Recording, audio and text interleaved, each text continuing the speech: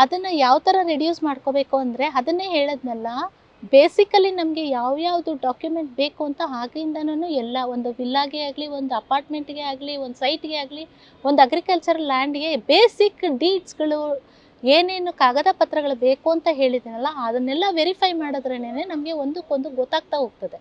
ಮತ್ತು ಇದು ಫೇಕ್ ಡಾಕ್ಯುಮೆಂಟಾ, ಇದು ಇನ್ನೊಂದು ಜಿನೈನ್ ಡಾಕ್ಯುಮೆಂಟಾ ಅಂತ ಹೇಳೋದಕ್ಕೆ ಅದನ್ನು ನೋಡ್ತಾ ಇದ್ದಂಗೆ ನಮಗೆ ಗೊತ್ತಾಗ್ತದೆ, ಇದು ಹೌದಾ ಅಲ್ವಾ ಅಂತ ಹೇಳೋದು. ಅದಕ್ಕೆ ಏನು ಮಾಡೋದು, ಒಂದೊಂದೂ ಯಾವ ಇಯರಿಂದ ಆಗಿದೆ, ಯಾರಿಂದ ಬಂದಿದೆ, ಹೇಗೆ ಬಂದಿದೆ ಎಲ್ಲನೂ ನಾವು ಒಂದೊಂದು ಪರಿಶೀಲನೆ ಮಾಡ್ತಾ ಹೋಗ್ತೀವಲ್ಲ, ಅದರಿಂದ ಗೊತ್ತಾಗುತ್ತೆ. ಅದಕ್ಕೆ ಒಂದೇ ಸಲ ಹೇಳಬೇಕು ಅಂದರೆ ಒಂದೇ ಮಾತಲ್ಲಿ, ನುರಿತ ವಕೀಲರನ್ನು ಭೇಟಿಯಾಗಿ, ನುರಿತ ವಕೀಲರನ್ನು ಭೇಟಿಯಾಗಿ ನೀವು ಕರೆಕ್ಟಾಗಿ ನೀವು ಒಂದ್ಸಲ ಹೋಗಿ ನೋಡಿ, ಆ ಓನರ್ ಯಾರು, ಅವರು ಇನ್ನೊಬ್ಬರು ಯಾರಿಂದ ಬರ್ತಾ ಇದೆ.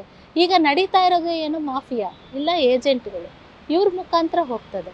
ಅವರೇ ಅಲ್ಲೊಂದು ರೇಟ್ ಹೇಳಿರ್ತಾರೆ, ಏಜೆಂಟ್ಗಳೇ ಒಂದು ರೇಟ್ ಹೇಳಿರ್ತಾರೆ, ಇನ್ನೊಂದು ಮತ್ತೊಂದು ಈ ಥರ ಹೋಗ್ತಾ ಇರ್ತದೆ.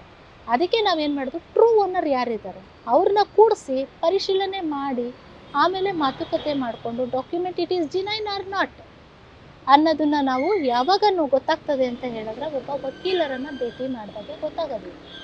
ಈಗ ಆರ್ಡಿನರಿ ಜನರು ಏನು ಮಾಡ್ತಾರೆ, ಓ ಇದು ಹಿಂಗಿದೆಯಾ. ಈಗ ಒಂದು ಫಾರ್ ಎಕ್ಸಾಂಪಲ್ ಹೇಳಬೇಕು ಅಂತ ಹೇಳಿದ್ರೆ 1990ಸಲ್ಲೇ ಒಬ್ಬ ಓನರು ಡೆತ್ ಆಗಿಬಿಟ್ಟಿರ್ತಾನೆ.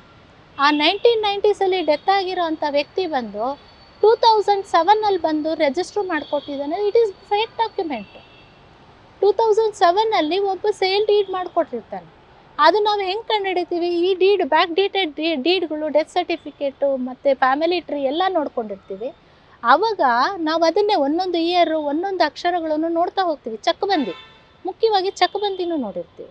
ಸೊ ಇದೆಲ್ಲ ನೋಡ್ಕೊಂಡು ಬಂದಾಗ ಇವರು ಇಲ್ಲಿ ತೀರ್ಕೊಂಡಿದ್ದಾರೆ, ಇವರೆಲ್ಲಿ ಬಂದು ಇಲ್ಲಿ ಮಾಡಿಕೊಟ್ರು ಅದನ್ನು ನಾವು ಹೇಳ್ತೀವಿ.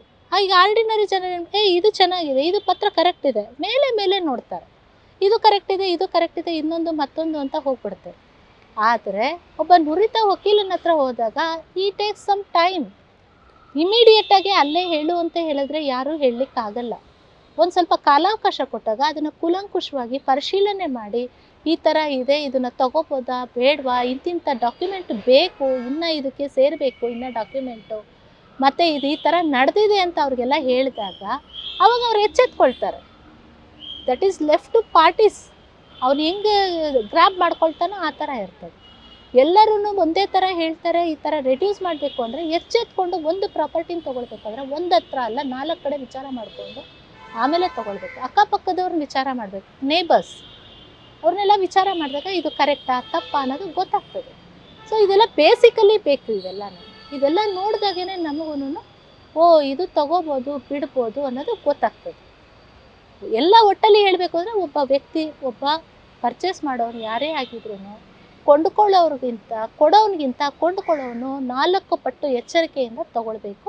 ಒಂದಲ್ಲ ಒಂದು ಸರಿ ಯೋಚನೆ ಮಾಡಬೇಕು, ವಕೀಲರನ್ನು ಭೇಟಿ ಮಾಡಿ ಅವ್ರಿಗೆ ಏನೇನು ಸಂಶಯ ಇದೆ ಅದನ್ನೆಲ್ಲ ತಿಳ್ಕೊಂಡು ಅದೆಲ್ಲ ಫುಲ್ಫಿಲ್ ಮಾಡಿಕೊಂಡು ಆಮೇಲೆ ತಗೊಳ್ಬೇಕು.